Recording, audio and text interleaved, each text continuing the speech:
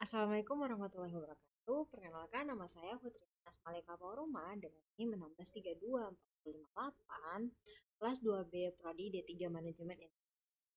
Pada kesempatan ini, saya akan mempresentasikan hasil analisis mengenai penerapan metode Agile dalam pengembangan perangkat lunak berdasarkan review 5 jurnal ilmiah. Langsung saja kita masuk pada latar belakang.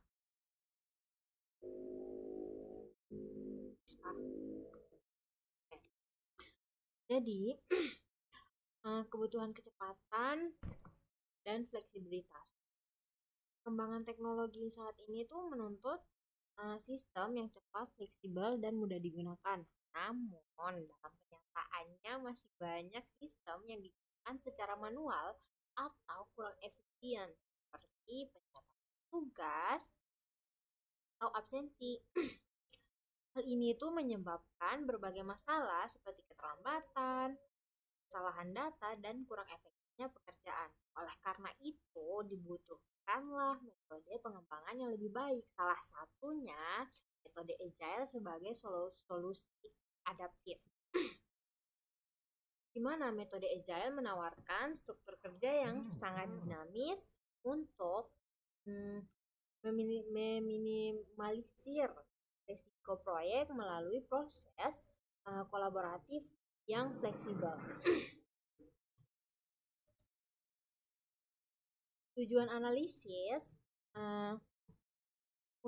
tujuan dari penelitian ini itu adalah untuk mengetahui bagaimana penerapan metode Agile dalam pengembangan sistem, yaitu mengidentifikasi cara terbaik penerapan metode Agile dalam menyusun sistem operasional fungsional. Terus, selain itu juga untuk mengetahui apakah metode Agile efektif digunakan dalam pengembangan perangkat lunak. Masuk ke jurnal utamanya, yaitu aplikasi. Di sini saya akan memperkenalkan 5 jurnal ilmiah. Pertama, aplikasi Nugas, manajemen penyusunan tugas akademik mahasiswa secara terjadwal. Jurnal tersebut membahas berbagai kasus seperti aplikasi tugas, absensi, website to-do list, serta perbandingan metode Agile dan Waterfall. Dari 5 jurnal ini, saya mengambil inti pembahasan dianalisis lebih lanjut.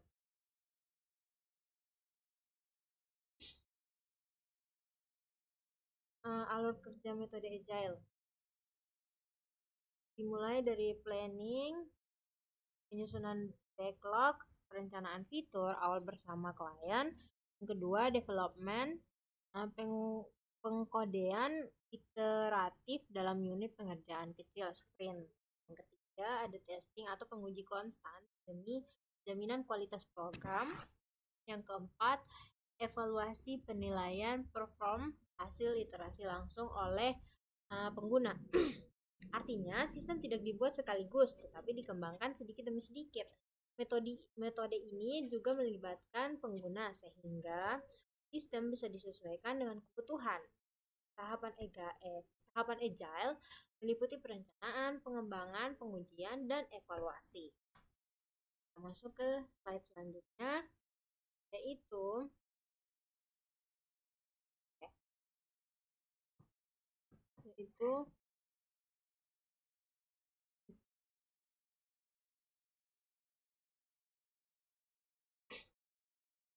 hasil analisis jurnal. Berdasarkan 5 jurnal yang dianalisis metode Agile, menunjukkan hasil yang cukup baik. Fleksibilitas sistem, kemudahan modifikasi fitur di tengah jalan sesuai dengan dinamika lapangan. Kedua, kualitas sistem, tingkat deteksi bug lebih dini berkat proses uji terus-menerus atau testing. Kecepatan rilis, yang durasi rilis fungsionalitas utama yang jauh lebih responsif dan hemat waktu. Kepuasan pengguna, ekspektasi ekspektasi akhir pengguna terpenuhi karena keterlibatan intensif sejak awal. Agile mampu meningkatkan fleksibilitas sistem, mempercepat proses pengembangan, meningkatkan kualitas sistem, dan juga meningkatkan kepuasan pengguna. Kita masuk ke contoh implementasinya ya. Contohnya ada di sini. Maaf yang ini agak sedikit error, tidak kelihatan. Yang ini adalah absensi geofencing aplikasi. Ya.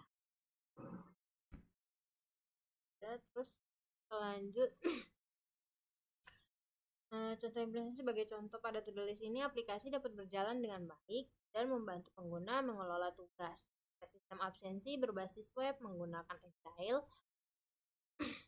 sistem lebih efisien dan akurat. Sedangkan aplikasi nugas, sistem dapat membantu mahasiswa dalam mengatur tugas lebih baik. Masuk ke kelebihan Agile. Kelebihan Agile itu responnya lebih cepat dan adaptif. Metode Agile dirancang khusus untuk menyambut perubahan kebutuhan klien tanpa harus memulai siklus pengembangan kembali dari tahap nol. Ini tuh sangat direkomendasikan untuk industri startup yang sering menghadapi pergeseran target bisnis. Dan juga fokus pada pengguna. Melibatkan pengguna atau pemangku kepentingan lapangan kepentingan langsung pada akhir setiap iterasi atau menjamin kesesuaian produk dengan ekspektasi nyata. Ini tuh meminimalkan resiko deviasi hasil akhir yang sering terjadi pada model tradisional. Menurut saya metode Agile memiliki beberapa kelebihan yang fleksibilitas lah, fleksibel. Artinya bisa menyesuaikan perubahan dan kebutuhan, dan juga proses pengembangannya lebih cepat karena dilakukan bertahap. Dan yang ketiga itu melibatkan pengguna sehingga hasil sistem lebih. Namun ada juga nih kekurangannya, sabar ya. Tantangan dan kekurangan itu adalah beban komunikasi tim. Agile itu paling bergantung pada intensitas interaksi tim atau komunikasi antara koordinasi harian yang solid. Pembagian tugas dalam tim rawan menjadi tidak terarah. Jadi membutuhkan komitmen tinggi dan pemahaman Agile yang matang dari setiap anggota. Dokumentasi terbatas karena memprioritaskan fungsi kerja program di atas berkas administratif. Dokumentasi sistem kerap kali tidak komprehensif atau kurang lengkap, bisa menimbulkan kendala jika tim asli dibubarkan atau diganti di masa depan.